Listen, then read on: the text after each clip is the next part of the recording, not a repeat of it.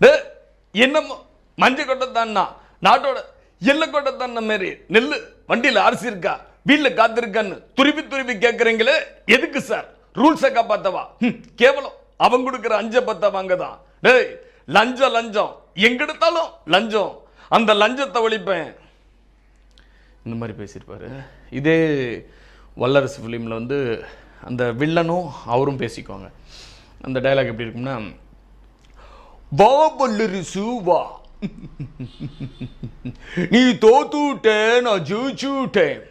டேய் உன்னை ஒரே நிமிஷத்துல என்னால கொல்ல முடியும், இங்க பாரு என்னால காந்தியாவும் நடந்துக்க முடியும், அதே சமயத்துல நேதாஜி சுபாஷ் சந்திர போஸாவும் நடந்துக்க தெரியும்.